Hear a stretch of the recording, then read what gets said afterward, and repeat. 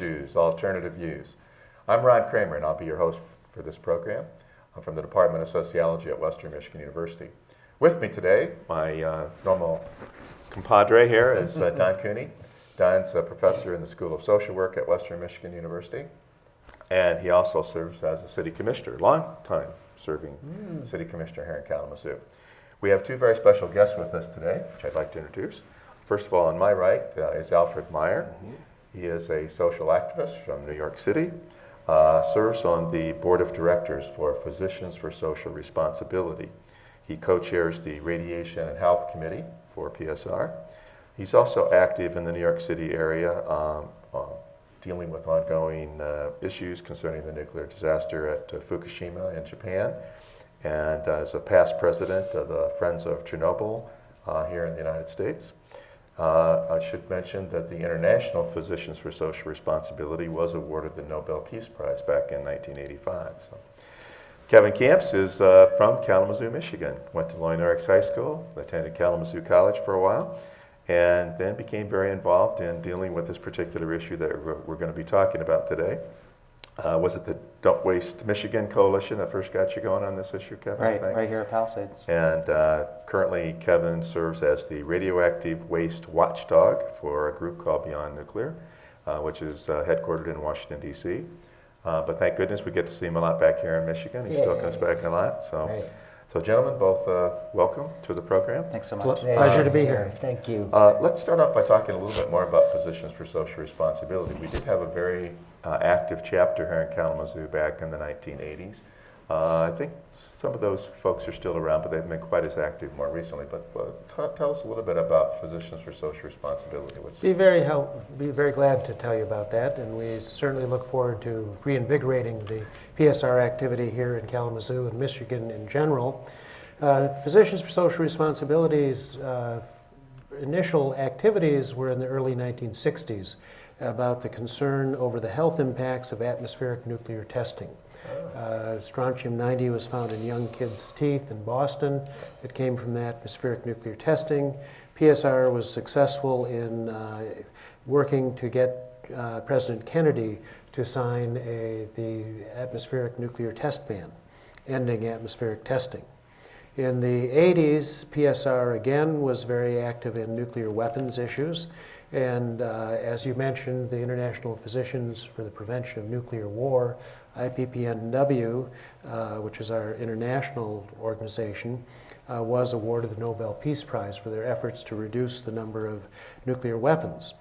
Since then, PSR has expanded its work to include other threats that we see to the survival of mankind here on the Earth. This includes toxic degradation of the environment, and we also are very concerned about nuclear power and its health implications from the radiation that is always released from nuclear power. And we're also very, very concerned with climate change, and as I'm sure our discussion today will touch upon, nuclear power often comes up in terms of climate change and what to do about climate change. Great. All right. Kevin, why don't you talk a little bit about your organization and the current tour that brought Alfred to Kalamazoo? Great. Well, on that issue of PSR here locally in Kalamazoo, there was a gentleman who came to Alfred's talk at Western last evening named Dr. Hodgman, who was a founder of PSR in Kalamazoo. And I shared with him the story that when I was in 7th grade at Millwood in the early 1980s, my science teacher put an article from the Kalamazoo Gazette on the bulletin board. It was an op-ed written by a PSR member. And what it did was describe what would happen to Kalamazoo in a nuclear war.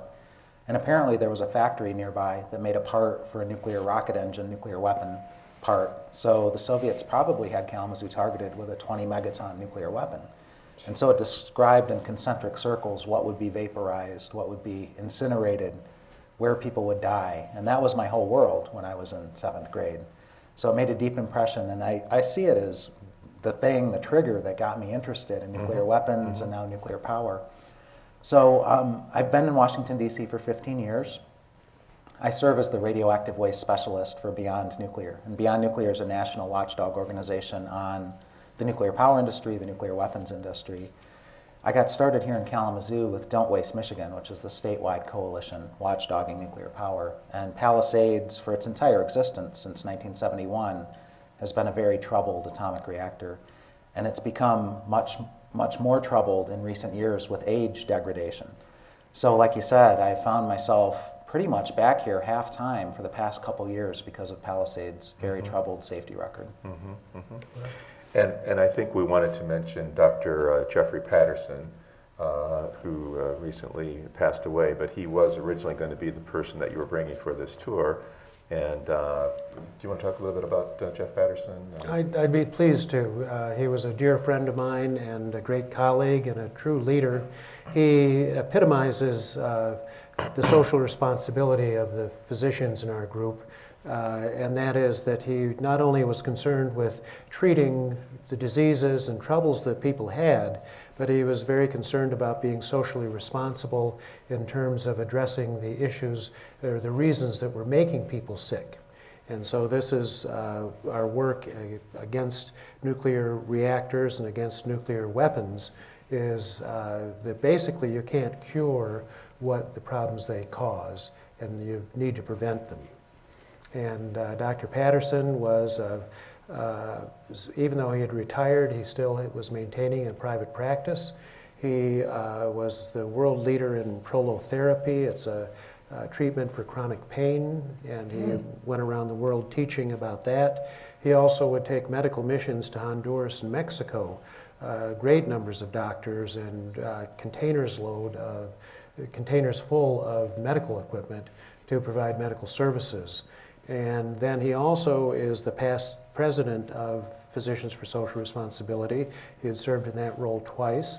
He was the founder of the Wisconsin chapter of Physicians for Social Responsibility when a group of medical students recruited him in the early 80s to start a chapter. And to me, that part of the story indicates what a wonderful guy he was. For any one of the endeavors he was involved in my mind, could have been a full-time occupation. He was doing all of them, and he had time to listen to everybody, and he had been so looking forward to coming to Michigan and sharing his knowledge and expertise here. It's a tremendous loss to us. We're still in a state of shock, but it's my true honor to be able to be here in his stead and to offer the information that he had in mind. Thank you for coming. We really appreciate it. Carry on the mission. Well, let's start with President Obama, who advocates an all-of-the-above strategy dealing with energy and climate change. And what that means is that not only the good things that we support,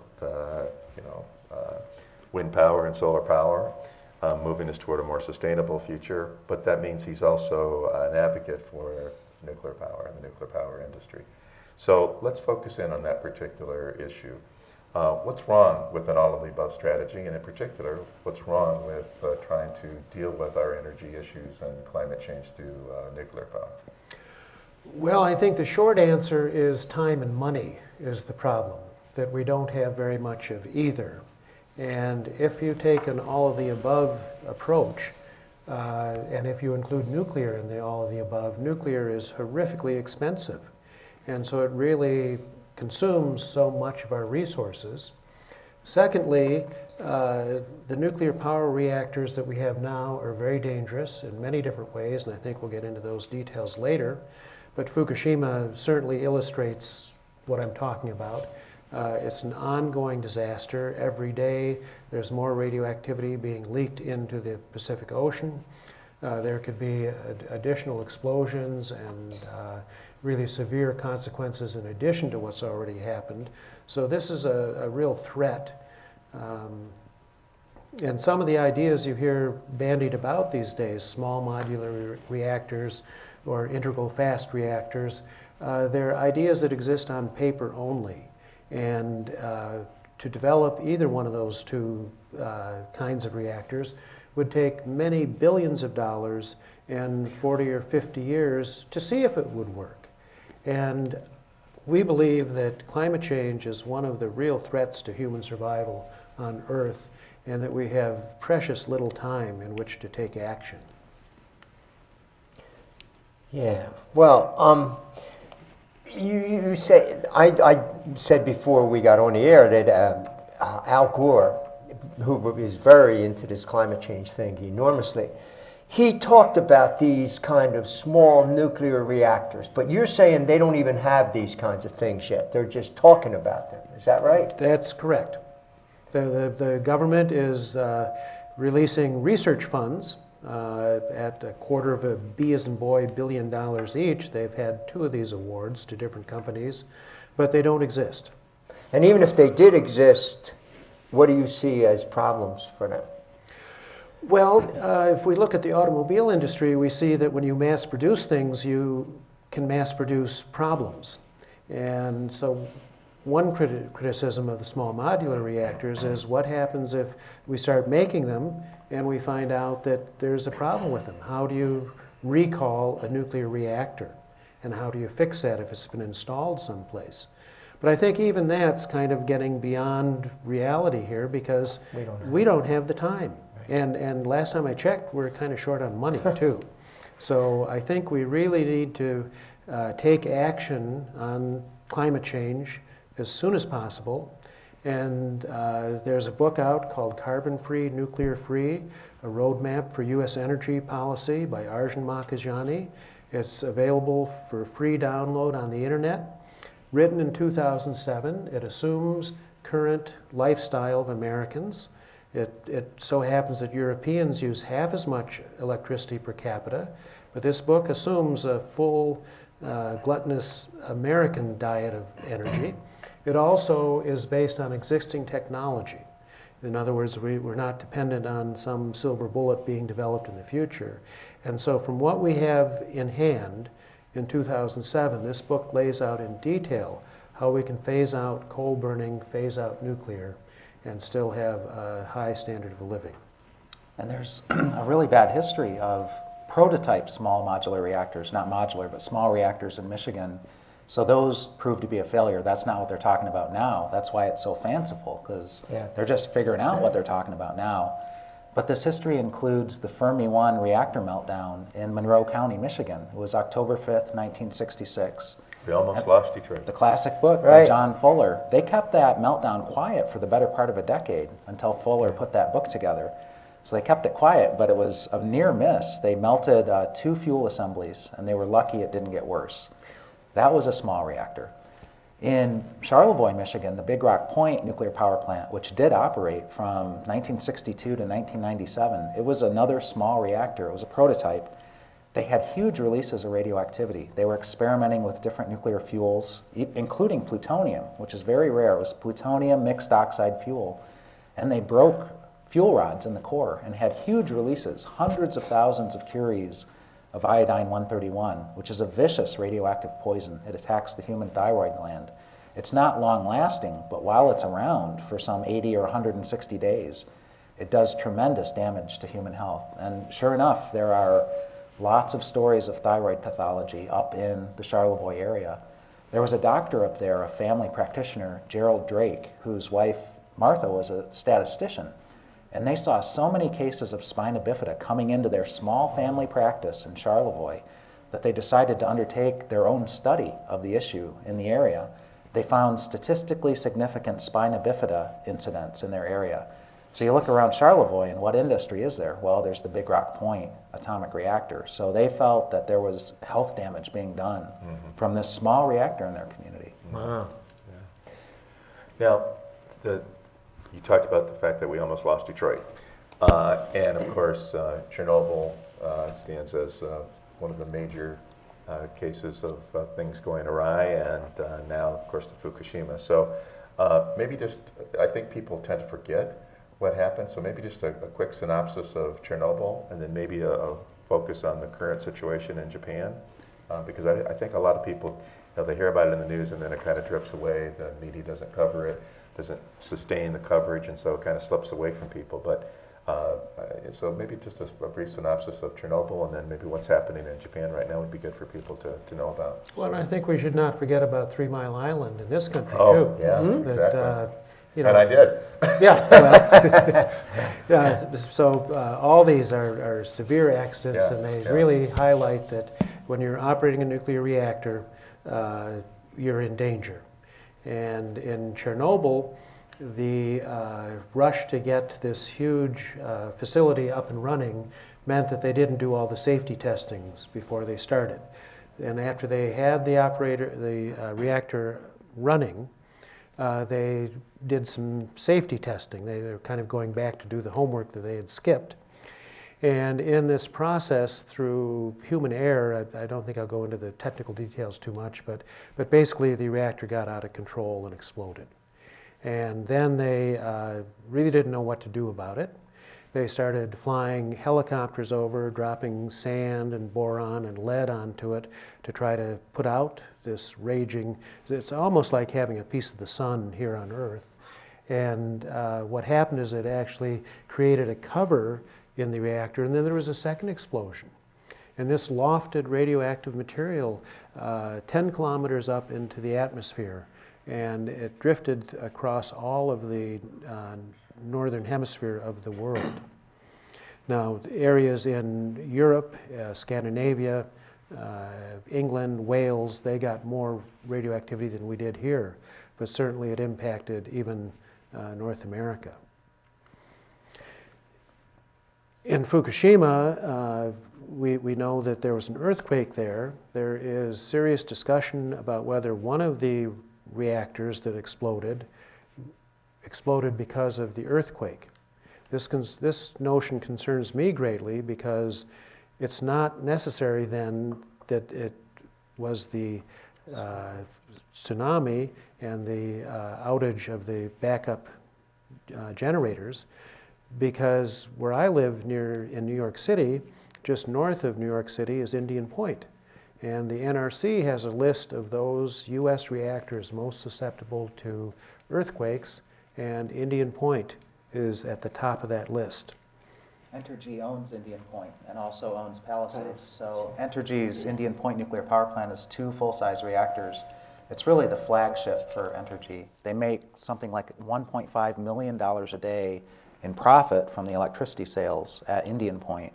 So it's essential to their business plan, and it's actually probably floating reactors like Palisades, which are not doing as well as Indian Point is financially. And Vermont Yankee, another Entergy reactor, was recently announced its closure after a 40-year grassroots campaign to shut it down, which got the state governor, the state legislature to join that position in a very strong way.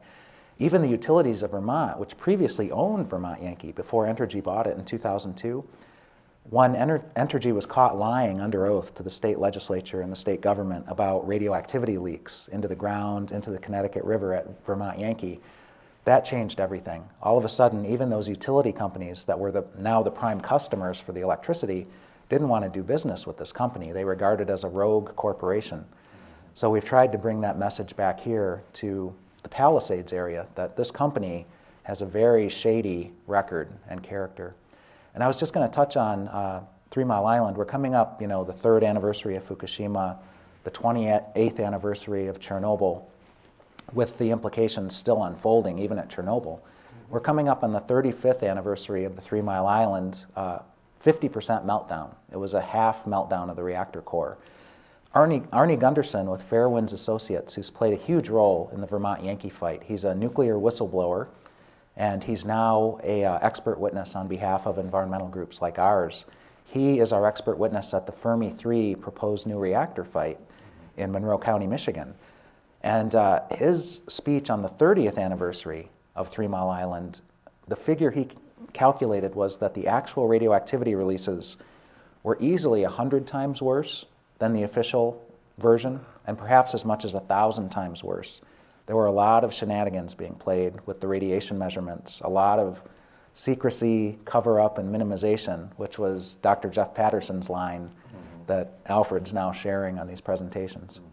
So now, are they still having effects from 3 Mile Island in the surrounding community? Or Depends on who you talk to. There was a class action lawsuit that involved hundreds of families. And there are incredible interviews that were conducted by Eileen Miyoko-Smith, who runs Green Action Japan now.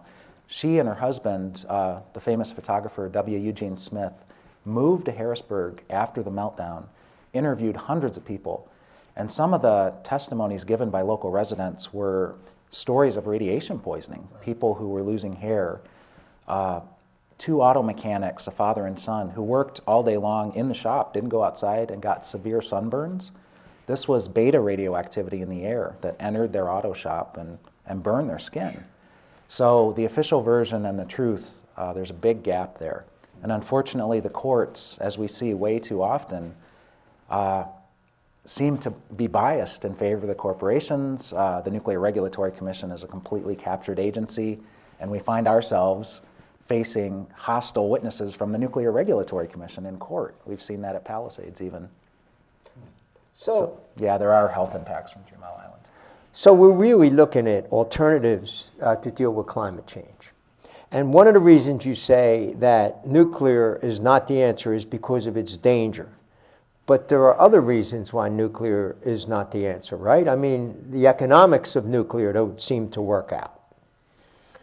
Well, it's a very, very expensive proposition to go nuclear, and I think it's useful to remember that the point of having using nuclear reactors to generate electricity, what you're trying to do is to boil water. So I think it's useful for people to think of, are the risks and costs involved with nuclear power worth it in order to boil water? And I ask a moral question in terms of the succeeding generations, because we get to boil the water for 40, maybe 60 years with license extensions, but we leave behind the most dangerous elements known to man in the form of the nuclear waste that the next 12,000 or more generations will have to deal with. And how in good conscience can we do something that saddles the rest, our progeny? Is not just 1 or 2 generations we're talking about. We're talking about really forever, just so we can boil some water here. And then another big concern that we have is this link between nuclear power and nuclear weapons. Reactors were conceived of, designed, built, and operated first and foremost to make the materials for nuclear weapons. This is why there's such concern about Iran. Iran is saying, the Nuclear Non-Proliferation Treaty gives us an inalienable right to have the peaceful nuclear power. And that's all we want, just nuclear power. So why is the US government and many other governments around the world so terribly concerned? It's because nuclear reactors are the path to nuclear weapons. And I feel that in our culture, our country still uses nuclear weapons as a centerpiece of our security strategy, and that it's not considered polite in this day and age to say we need to build a lot more nuclear weapons. But you certainly can say we need to build new nuclear power plants to solve climate change. That allows you to maintain the whole nuclear infrastructure, the college courses, the technical and manufacturing capacities that are dual use, really. And like I say, Iran's an example of what I'm talking about. I was really floored when Mohamed ElBaradei, who now was a Nobel Peace Prize winner, he was still serving as the director of the International Atomic Energy Agency. The job of that agency is to prevent the proliferation of nuclear weapons. Unfortunately, they also promote nuclear power, which is schizophrenic. But that's, if I can interrupt, Kevin, and just note that the mission of IAEA, a UN agency that reports to the Security Council, is to promote nuclear technology. Really? It's stated in so many words on their website, yes. But as Baradei was leaving office, and he's Egyptian, and now he's one of the players in Egypt, he's representing the opposition many times. Right. He said before he left his directorship at IAEA that the only reason that a dozen Arab countries wanted nuclear power was as a trump card for nuclear weapons. And the balance of power with Israel having hundreds of nuclear weapons and Iran perhaps on the brink of nuclear weapons technology. So for somebody in that position to admit that nuclear power is the pathway to the bomb was quite remarkable. Yeah. And I think the connection with nuclear weapons, it's important to point out that let's just say there was an exchange between India and Pakistan, right? Which certainly not inconceivable, nuclear. knowing that they're such historic enemies, and both nations do possess nuclear weapons.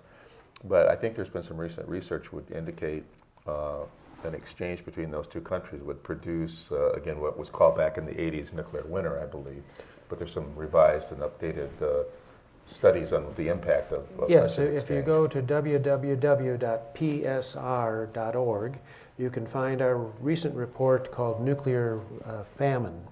And what this details is how the setting off of nuclear weapons would cause climate changes that would reduce agricultural output significantly over a period of 10 years and lead to several billion people starving to death. Because all the dust that gets kicked up in there would Correct. serve to block out solar radiation, right? Is that? It would change the climate, in essence. There's a fascinating history with India's nuclear program, for example. Their first nuclear bomb was ironically named Smiling Buddha. That was the code name. And how did they get it? Well, it was reprocessing technology to extract plutonium from high-level radioactive waste that was provided to India, and the training by the United States under the Atoms for Peace program. And India also used a research reactor provided under a similar Atoms for Peace program provided by Canada. That's how they got the bomb. And what it led to, Gerald Ford, the president from Michigan, in October of 1976, just a couple years after India exploded its first bomb, banned the export of reprocessing technology. So it was a major change to this whole Atoms for Peace idea. And then when Carter came into office, he strengthened the ban, not just to exports, but also domestic reprocessing. And so it's really ironic that Congressman Upton, for example, really downplays the risks from radioactive waste by saying we can simply reprocess, but he calls it recycling, and reuse the plutonium for reactor fuel. It's horrendously expensive, it's disastrous for the environment, and perhaps most dangerous of all internationally, it's the pathway to the bomb. That's the pathway that India took to get its bomb. Wow.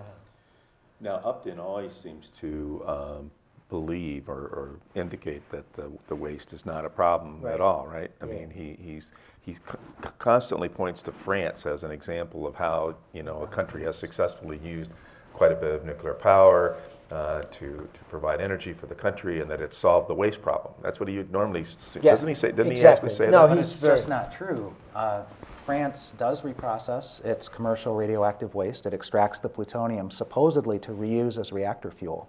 So what are the devils in those details? It's $1 billion a year subsidy that French ratepayers are paying to make this happen.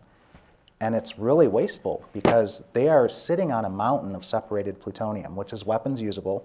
They have to guard it 24/7 because a small amount, if stolen, could be used for a nuclear explosive.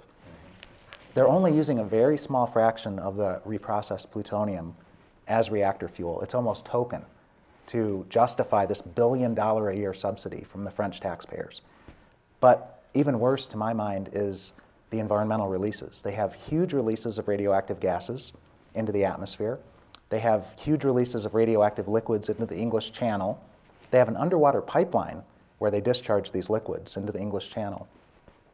So if you take the French reprocessing facility and the British reprocessing facility, which has had recent accidents and is closing down, those two facilities, 70 years of operation, 70 years of operations, would be equivalent in radiological releases to the Chernobyl disaster without an accident. Those are routine radioactivity releases from these facilities, a lot of it into the ocean. So, Congressman Upton just completely ignores all those negative things that you just talked about and presents almost a Pollyannish view of how nuclear power is so successful in France. My question to Congressman Upton is, if reprocessing is such a good idea, and Gerald Ford thought it was a really bad idea, then which of the Great Lakes would he sacrifice to reprocessing's liquid radioactivity discharges? Because if it's a good idea, then you might as well do it in Michigan, right? Why should we condemn South Carolina or Idaho? We should do it here. But all the Great Lakes are connected, of course, so you'd be sacrificing the entire Great Lakes. I think it's important to note in terms of reprocessing that it does not solve the need for a waste repository. Right. You know, Yucca Mountain, which was chosen by a political, not scientific process back in 1987, that's when the politics of Yucca Mountain took place. We don't have a place to put this waste. Reprocessing actually just makes additional waste streams. It does concentrate some of the waste, so it's less volume, but volume's not the only consideration in terms of disposing of nuclear waste. So it really just adds problems, it doesn't solve them. And I'd like to point out that a irradiated fuel rod, once you've taken a uranium fuel rod and had it in a reactor core, and then you take it out, it's not done with and gone. It's not like your automobile where you put gas in the tank, you drive around, and then the tank's empty. Yeah. Rather, with a nuclear fuel rod, used nuclear fuel rod, after it's been irradiated, is horrifically hot in temperature and radioactivity. And so, in terms of terrorists acquiring that material to use for nefarious purposes, very, very difficult. If you tried to steal one of those fuel rods, you'd be dead before you got to the door. Now, if you do reprocessing and generate a store of plutonium, plutonium itself is not particularly radioactive, and it would be quite easy to steal that, and it would not kill you. So this really raises severe proliferation problems. That's one of PSR's great concerns about the carrying on with nuclear power and some of these different ideas like reprocessing. Right. And I think it's just important to point out with regard to nuclear weapons as well that the Non-Proliferation Treaty, which was signed back in 1968 by the United States, there was a grand bargain, right? Those countries that didn't have the bomb agreed not to pursue it, Right. but the nuclear powers also were legally obligated by that treaty to pursue disarmament. And of course, they have not kept up their end of the bargain at all. And in fact, the talk is of modernizing our facilities. And of course, as you point out, nuclear power seems to be a way to keep this whole infrastructure in place for later additional development of nuclear weapons, Yes, as but opposed to disarming, which we're legally obligated to do under that treaty. There are plans to spend over 100 B as in boy $billion over the next 10 years to refurbish the U.S. nuclear weapons complex. Now they tell us that they're going to be more environmentally friendly buildings, they're going to be smaller footprint, it's going to make this all better. But to me, it doesn't sound, if you're spending that kind of money, it doesn't sound to me like you're getting rid of nuclear weapons. It sounds to me like you're building more nuclear weapons with, and what we're doing in our so-called stockpile stewardship program, because a nuclear weapon, it's not like a '68 Mustang where you can just put it up on some blocks in your garage and go look at it every now and then and say, gosh, isn't that a neat thing? It needs a lot of care and maintenance, and so we have to keep spending a lot of money to have them. But what we're doing is not only caring for them, but we're redesigning them, improving them, essentially making new weapons, although calling them by the old names. And one case in point is the B-61. The new design for that, if it's made, that bomb will be worth more in money than its weight would be worth in gold. And we should point out that this entire nuclear weapons production and assembly process was shut down at one point because of the severe radioactive poisoning of the air, the water, the workers. I mean, Hanford and Savannah River and Fernald and all these different places were all shut down at one point because of the tremendous dangers that they posed. And now we're talking about refurbishing and modernizing this whole complex and putting us down a different path. In places like Hanford, like the Savannah River site in the southeast, and the Idaho National Laboratory are terrifically polluted areas. Each one of them involves an important water aquifer, the Columbia River, the Savannah River, or the Snake River aquifer, and they're in grave danger of being polluted with radioactivity. And a lot of these facilities you just mentioned, like Savannah River site, it really gets back to that inextricably linked nature of nuclear power and nuclear weapons. So right now, the proposals for commercial radioactive waste, like at Palisades, would be to put it on barges, ship it up Lake Michigan, God forbid one of those sink, go into the port of Muskegon, offload it onto a train, ship it right back through southwest Michigan where it came from in the first place, because these are very heavy shipping containers, 100 tons. And the targeted parking lot dumps, we call them, are places like Savannah River Site, which is a nuclear weapons facility. But there is a nuclear industry around that facility with a huge booster club, a lot of people on the payroll. They want to concentrate the commercial high-level radioactive waste in Savannah River Site, and truth be told, they would love to reprocess it there, supposedly to reuse the plutonium for reactor fuel. But they used to reprocess down there for weapons purposes. So this industry, both on the weapons side of the coin and the power side of the coin, is very politically powerful. It's very economically powerful, one of the biggest players in Washington, D.C., in terms of campaign contributions, in terms of lobbying expenditures. An investigative reporter named Judy Pasternak back in 2010 compiled the figures for the lobbying expenditures by the nuclear power industry from 1999 to 2009, and it was $645 million. $1.25 million per week lobbying Congress on behalf of the nuclear power industry, and another $65 million in campaign contributions during that time period. So, you know, again, Congressman Upton has been one of the biggest recipients of this largesse, hundreds of thousands of dollars. And if you go back to when he first entered Congress in 1986 and added it all up, it may be in the millions of dollars now. And now that he's chair of the Energy and Commerce Committee in the U.S. House, one of the most powerful positions in Congress, I think those expenditures are probably multiplying because of his influence now. In my field of criminology, study of white-collar crime, corporate crime, there's a concept of state corporate crime, and that concept tries to get at the fact that there are all these interactions and interrelationships between corporations and government agencies that often lead to either illegal acts or other kinds of socially harmful activities. And so the concept of state corporate crime, I think, fits in here very well because of these tremendous interrelationships between the federal government and this particular industry. And earlier you threw out the concept of regulatory capture. So I'd like you to just talk a little bit more about the NRC, because it seems to me the NRC ostensibly is there to regulate the industry and protect us from the harms that might emanate from this industry. But in reality, the NRC, it seems to me, becomes nothing more than a promoter and cheerleader for the industry. Yeah, I call it the Nuclear Rubber Stamp Commission. And incredibly, you know, when Palisades had the near disasters in 2011 and 2012, a whole string, and they got themselves on NRC's degraded status list of dangerous reactors. They were among the 4 worst operating reactors in the country. Congressman Upton, as chair of the Commerce and Energy Committee, held a hearing and had the 5 NRC commissioners come in. And his tack was to pressure them to take Palisades off this bad list and restore their top safety status.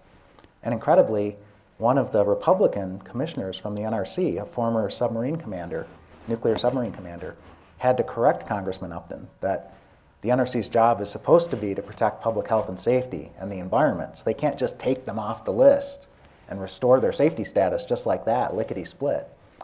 And talk is cheap, and in fact, that's exactly what NRC ended up doing under pressure from Upton as the committee chair with jurisdiction over NRC activities.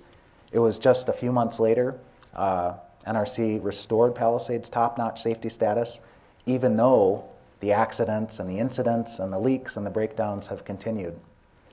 Wow, it's incredible. Well, you know, you make such a convincing case. But when Obama comes out and says all the above, there's very little public reaction against that, except what you folks generate. Do you think that most of the people have some kind of a concept of why this is the wrong way to go? I think that there's, generally speaking, a well-founded fear of radiation.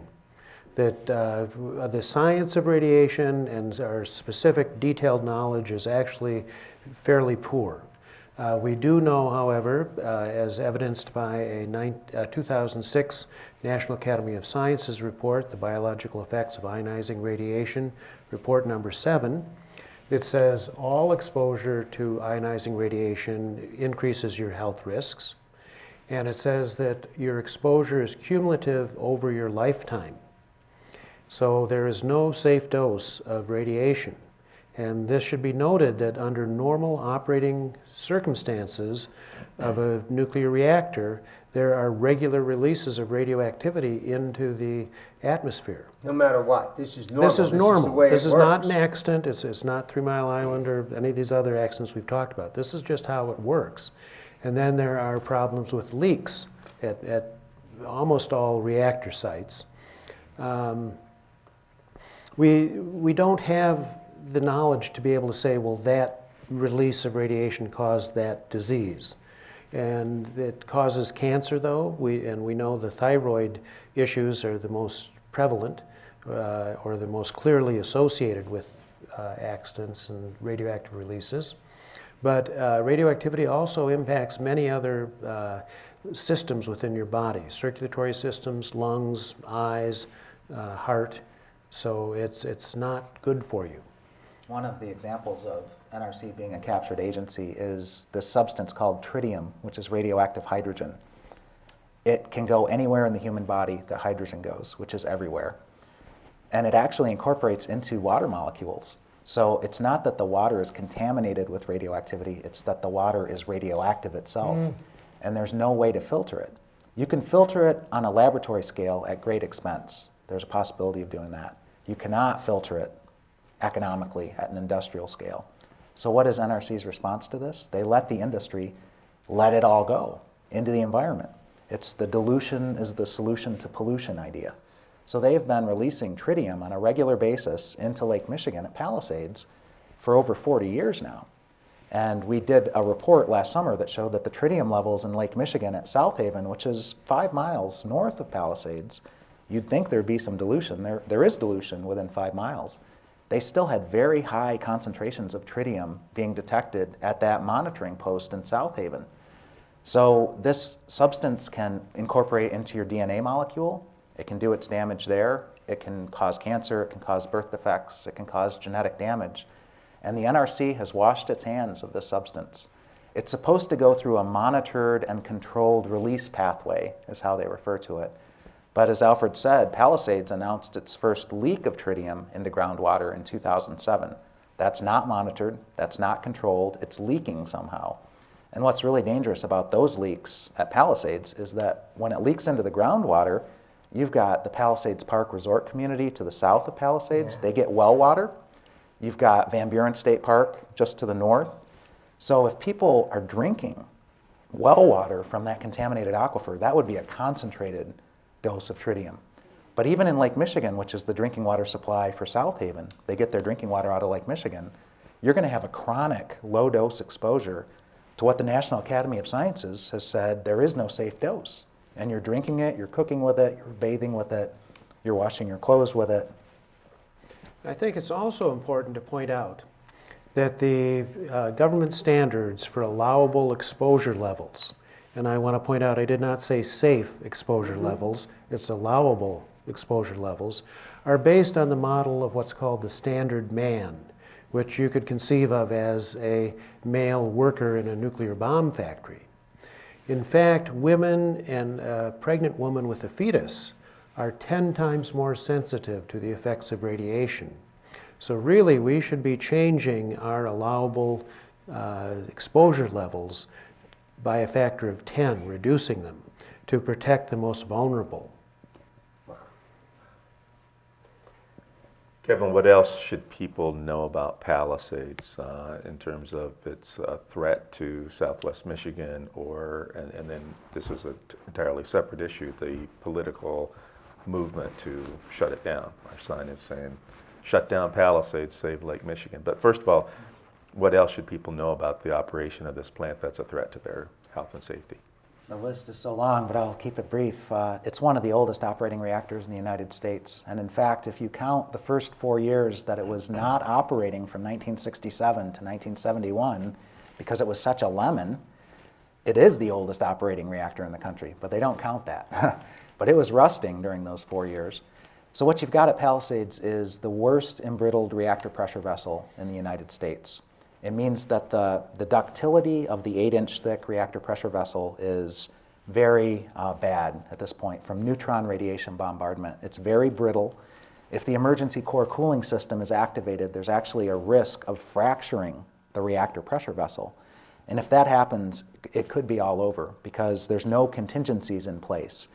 The liquid cooling water in the core would escape as steam, and you'd better hope that the containment at Palisades would hold because that core is going to melt down. There's no way to cool it at that point. And we've seen at Fukushima Daiichi, the containments have failed over there. Massive radioactivity releases. That's one of our biggest concerns at Palisades. But you also have a badly degraded reactor lid, which nearly led to a meltdown at the Davis-Besse atomic reactor near Toledo in 2002.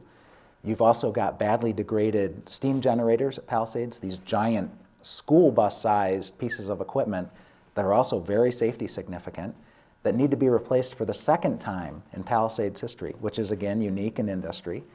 And actually, some botched steam generator replacements have led to 3 reactor meltdowns in the US in the past year, 2 in California, 1 in Florida. All of these things I've mentioned so far, Entergy has no plans on fixing. I asked the top official from Entergy at Palisades last spring, when are you going to fix these problems? Consumers Energy admitted they needed to fix these problems in 2006. Then they sold the plant to Entergy in 2007. He said they have no plans to fix those systems. The NRC is not requiring it. They have no plans. So those are some of the big ones. Some other ones, most recently, Entergy just announced they're going to replace yet again the vast majority of the control rod drive mechanisms on the core. Not for the first time, but they've done this many times. So again, Palisades is unique in industry with these essential safety systems back to 1972 having problems. So they just keep Band-Aid fixing Palisades as time goes on. Those are reactor risks. Radioactive waste risks, I mean, we've talked about Fukushima Daiichi, the seismic risks to reactors at Indian Point. There are tremendous seismic risks to radioactive waste at Palisades. The dry cask storage, the outdoor silos that hold high-level radioactive waste on the beach at Palisades, 100 yards from the water of Lake Michigan, are in total violation of NRC earthquake regulations. They're resting on 55 feet of loose sand. They are anchored to nothing. So if a bad enough earthquake were to hit at Palisades, and it wouldn't have to be that bad because we're talking sand, right. The sand could part, the lake could fill the void, these containers could fall in the lake, and if water gets into the containers, you could actually spark a nuclear chain reaction in the waste on the bottom of Lake Michigan. That would make emergency response a suicide mission because the radioactivity coming off would be fatal to emergency responders. So that risk is a lurking one as well at Palisades.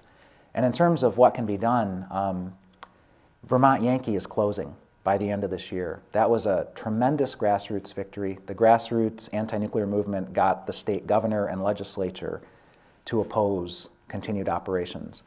So we're trying to be a bit more like Vermont here in Michigan, and we're inviting speakers like Alfred to come through and educate the community.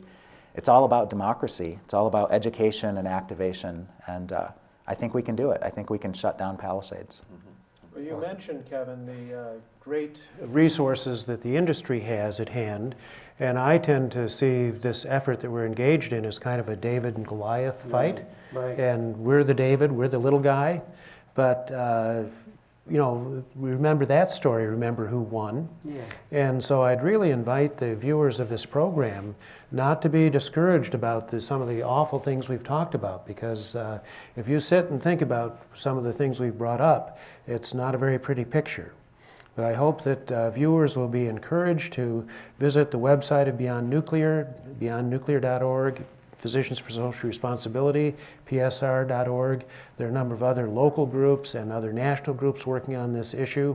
Educate yourself, get in touch with our organizations, do something in your community. You'll find there are others in your community working on this, and come together and really act to protect our communities, the world as a whole. I know when I came into the beautiful state of Michigan, and I'm so glad to be back again because I dearly love this state, there was a big sign that said Pure Michigan. And I'd like to see a picture of that sign along with a picture of the Palisades reactor. And the caption would be, choose one, because you can't have them both. Wow. They're enormously convincing arguments. And I've talked to you about some of the objections that I've heard people say. well, we already have a terrible unemployment problem, and if you close down that plant, how about all these people working there? That's one thing. And the second thing is, well, what are we going to do for energy then? But you had some pretty good answers to those things. Well, they're facing those questions in Vermont, and a previous speaker we had come through a month ago, Chris Williams from Vermont Citizens Action Network, addressed that out in South Haven, where Alfred's going to be speaking this evening. Yeah, what are they doing in Vermont? Well, as soon as the governor succeeded in getting Entergy to announce the shutdown, he sent in these rapid response teams to Vernon, Vermont, to interview the workforce at Vermont Yankee and try to transition them into other jobs.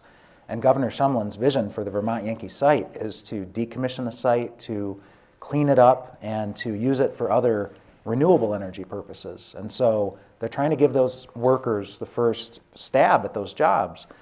But I would hasten to add that there is a tremendous amount of work to be done when Palisades shut down in terms of cleanup of the site, the radioactive contamination of that site, and safeguarding and managing the high-level radioactive waste that's there that has nowhere to go for the foreseeable future. So there's a lot of work to be done that those workers could do out there.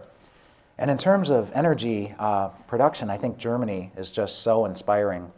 They lived through the Chernobyl experience. They were under the Chernobyl cloud. They got bad fallout in Germany, in southern Germany. So a lot of people got it then. The Social Democratic Party got it then. The Green Party got it then. It took Fukushima for the Conservative Party to get it, because what happened was 2 weeks after Fukushima, the Conservatives had pledged themselves to keep Germany's nuclear industry going into the future. And there were elections, ironically timed elections, 2 weeks after Fukushima in Germany in March of 2011. The Conservatives had ruled in places like Bremen and Stuttgart since the end of World War II for 58 years. They lost those regional elections to the Green Party. And so Angela Merkel saw the writing on the walls. Either she did a complete 180 or her political career was over, and the Conservatives were going to lose the federal elections. So now it's political consensus in Germany, phase out of nuclear power by 2022, phase out of fossil fuels by mid-century, almost to the 100% level, and replacement with efficiency, maximized efficiency, and renewable energy, solar and wind. So Germany, the fourth largest economy in the world, is going to be carbon-free and nuclear-free in the near future. 2022 for nuclear, 2050 for fossil fuels. If Germany can do it, and they are north of us, they're doing solar photovoltaic north of us, then we here in Southwest Michigan can certainly do it too. In fact, the US has tremendously more resources in terms of renewable power than Germany does.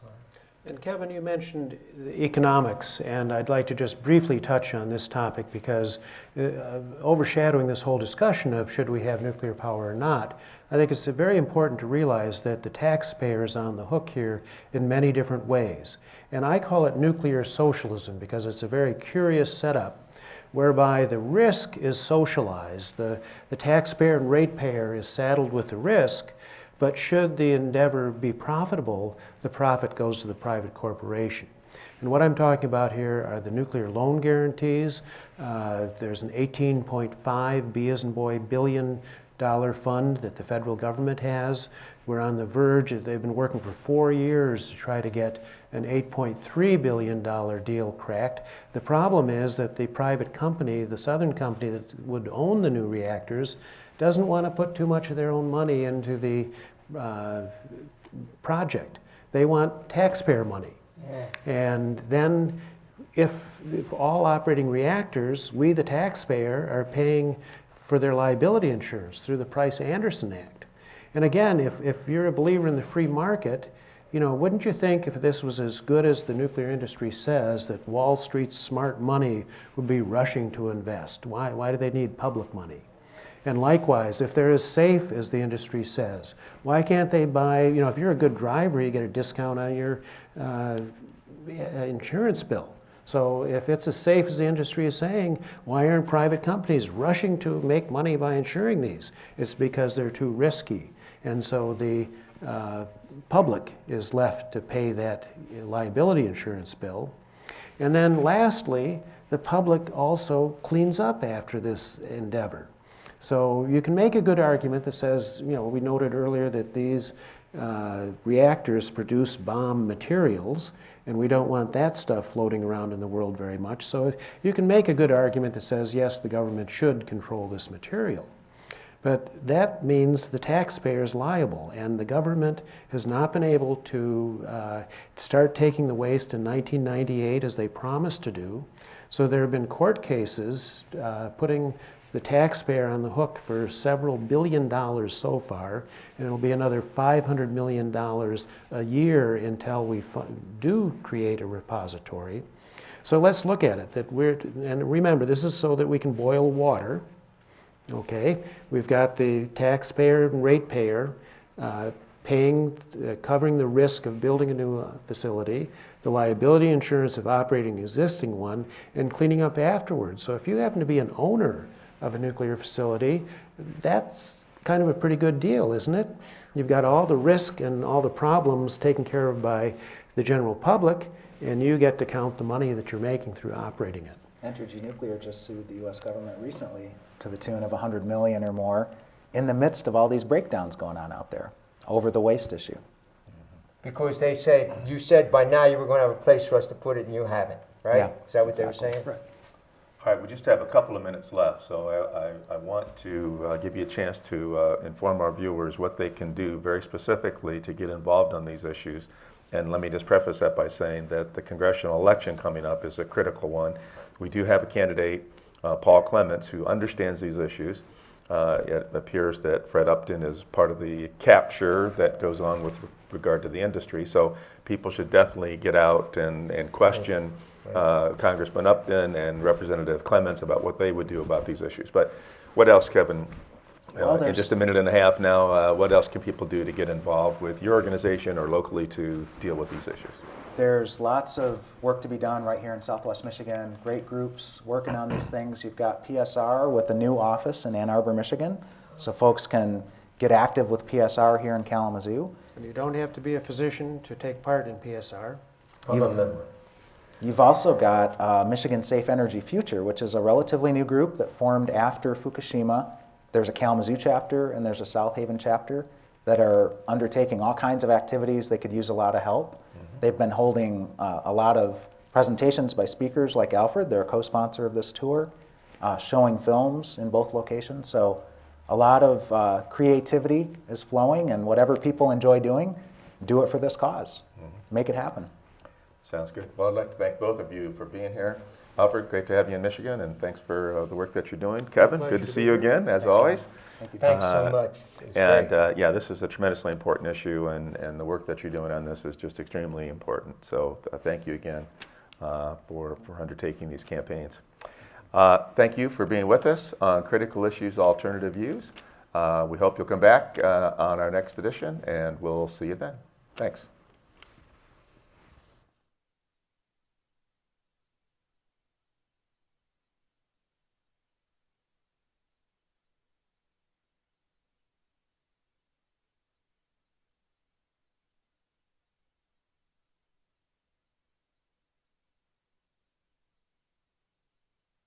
And we might even be able to coax Lee Ford to come back and join us when her duties at Western allow her to do that. And we might even round up somebody else to fill in on the panel here. So thank you for watching. Again, this is Critical Issues, Alternative Views. I'm Ron Kramer. That's Don Cooney. Thank you for watching.